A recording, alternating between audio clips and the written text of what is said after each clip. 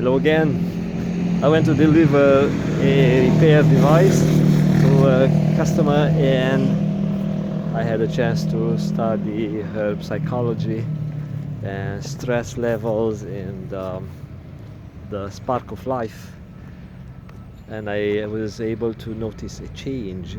I would say a positive change into the customer stress level and the way she deals with a very important life event in her life. And yeah, I was pleased that she's kind of improving, or maybe the age helped her to gain some wisdom and slow down her energy levels, which is like a roller coaster. But today I'm going to touch another topic: how the children learn the energy of hate instead of learning the energy of love. And I'm trying to make this one brief because I'm on my little break from work. Common cases where when you see two adults arguing, fighting, to the point they hate their guts. I mean, hate each other, hate the partner guts. It's like such intense hate. They amplify. It's an energy release that they are not aware. What's that? It's just a feeling. It's an emotion, and the emotion changes into action. Some people throw fists. Some people throw tantrums, and, yelling, screaming, breaking stuff. Because that's so much energy is being put into that hate. When in the past used to be love, and the love made those two people connect, build stuff not in one day, but build over years, or having good sex, or having passionate love and stuff like that. Now it's a high intensity burst of hate. Is the same type of energy, but because the mind is able to convert the energy into different type of emotions and actions, now it's like a condensed amount of energy into hate. So if you have a normal couple, at first they connect, they have passion, it's life and all nice vibe and energy, because the mind chooses to connect and make the best out of the relationship.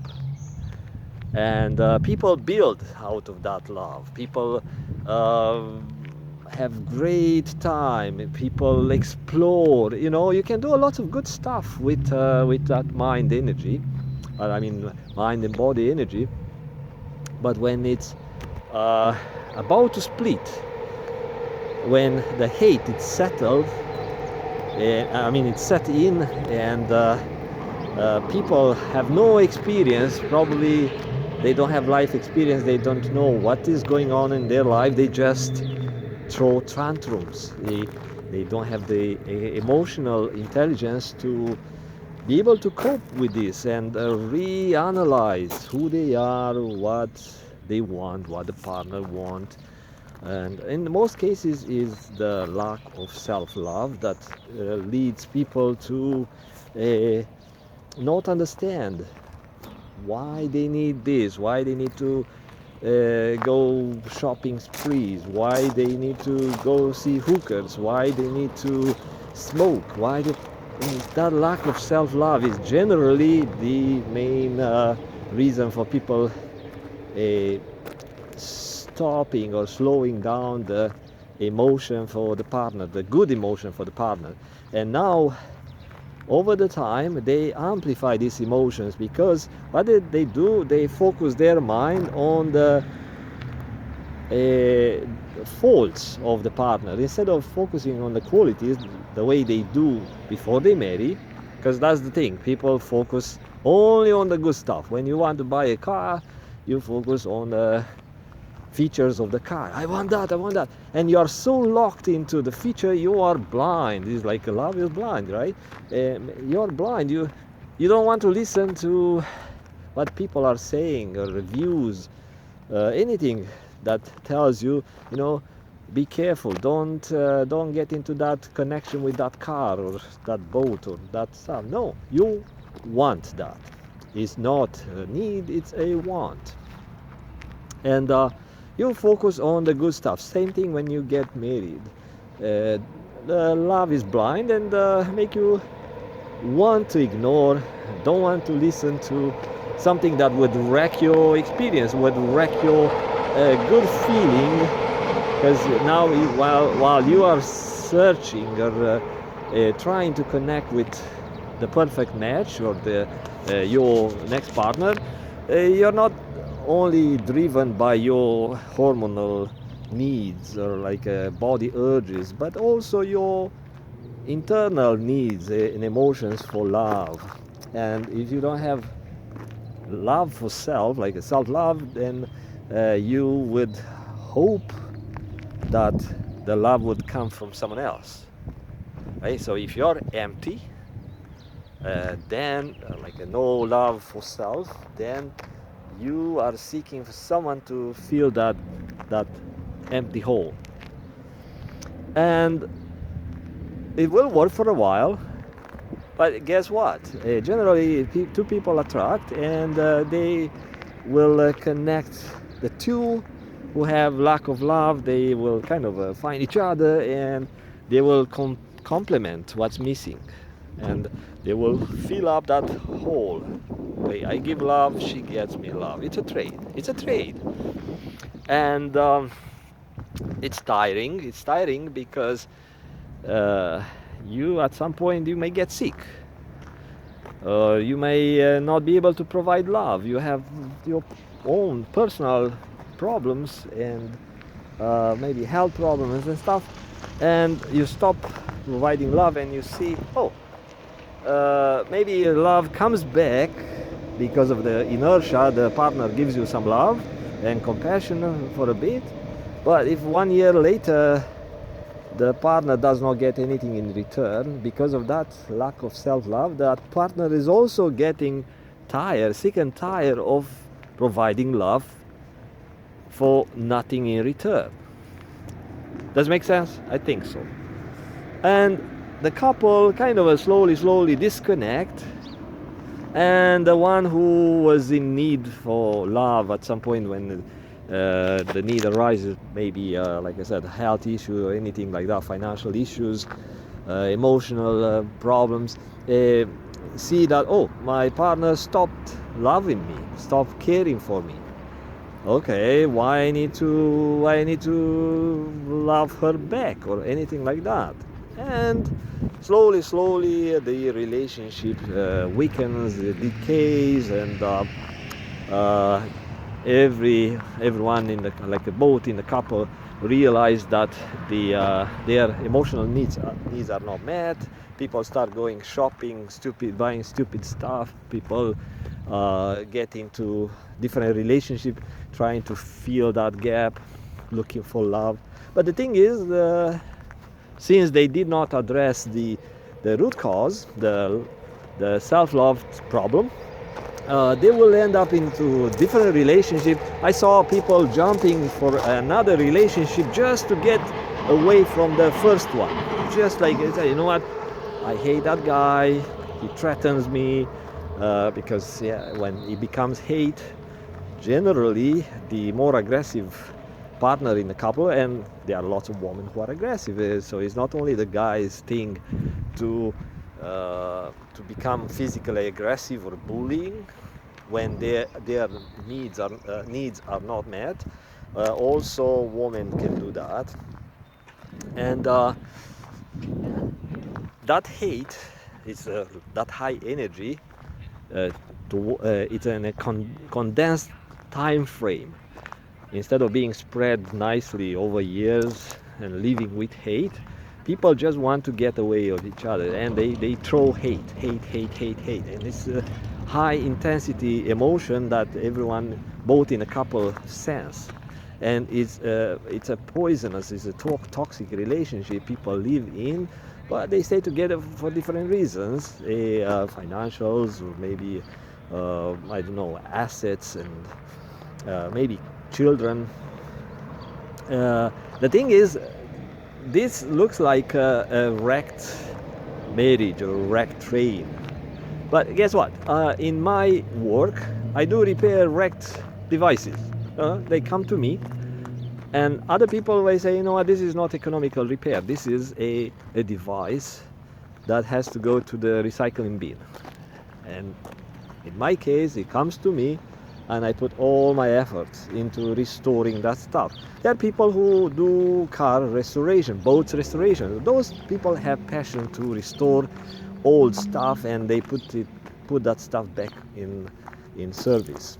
Yeah, so they are passionate about that. But in these times in society, we are all numbers, and people end up in legal troubles, and these lawyers are looking at these clients as money-making machines, and the courts also deal with this split and divorces like this is a normal procedure, part of the statistics, numbers. 40% in the United States people divorce, and you end up as a number.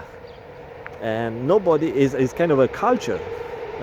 Nobody is looking into restoration, or you don't see too many counseling companies working hard and having the skill to get these couples back in shape, in emotional shape, because they don't really address the root problem. They just, listen, okay, yeah, you have this option, that one. It's kind of a you go to a mechanic, and the mechanic, it does things on the surface, but you always come back because they never found a root problem, which could be in many cases the driver fault, like the driver behavior.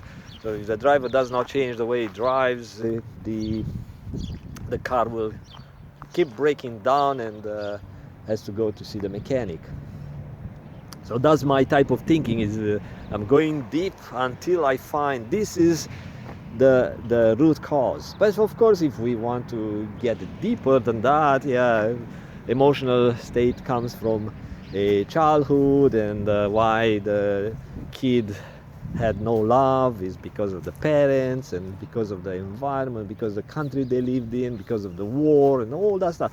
So it can go deep as you want. You can go deep, including to the DNA programming and energy programming that comes from with a soul into this material life. But that's for different type of people who understand what I'm talking about. Now, while this tension goes on and hate goes on between the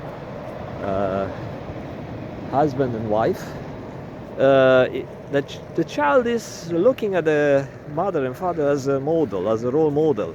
Is copying behavior. Is learning. The brain is open to learn. That's why kids learn most of the time from the parents, because they trust the parents as a role model, as a source of information for their survival. And now, instead of learning love, they learn hate. They learn hate, and being exposed to hate, let's say for a year or for 5 years, the longer they are exposed to hate, the heavier is the impact on their emotional state, and they will carry this behavior deep into their energy field for most of their adulthood life. And they don't understand that, so they marry with lack of self-love, because they did not learn how to love themselves. They did not have the good role model. It's like you learn a game, and someone pretends to be a good coach, but that person has some skills but are wrong skills. Or like you learn to drive a car, and you go to a driving school, and they connect you with an instructor who know how to drive the car, but he's not good at communicating in the traffic, or is not good at being polite or being soft with a car. You can get all sort of things that are fine-tuned that could lead to a bad driving. Same thing here. The child is learning how to drive and drive the body and navigate through life as an adult, and now learning a wrong skill, it will end up into driving their own marriage and relationships into the ground, because when there's no love, there is no solid building, no solid ground for building anything. So first must be love for self. Then when you love self, you can find a right pair, the same type of person who loves self. Now, there are other ingredients that are required for a stable relationship, like having something in common. It's not only we love ourselves, okay? I love myself and I give you love because I know what means love, and you give me some love. But over the time, this becomes a boring act. Loving self, loving you, you love me, you love yourself, right? So it has to be other ingredients that keep this let's say dough together, that makes a good cake or a good stuff. Like I said, something common, something that you do together when you maintain that connection, that emotional connection. Like let's say you love badminton, she loves badminton, okay? Once a week you want to keep that connection alive, because what happens when you stop connecting, people forget. It's like you need to maintain that mindset and the training. Like if you don't drive the car for 20 years, yeah, you can still drive, but actually in an airplane it's more complicated. Riding a bike is simple, but flying an airplane is more complex. Same thing with relationship. The relationship is very complicated adventure, and if you don't fly an airplane for a couple of months, you start getting rusty. That's a term pilots use, being rusty, getting rusty. Same thing with the relationship. You need to keep maintaining that flying, that riding the relationship, and it has to be a good ride, good skill. If you keep riding but with the wrong skill, you take that airplane to the ground. See you later. Bye bye. Love yourself first.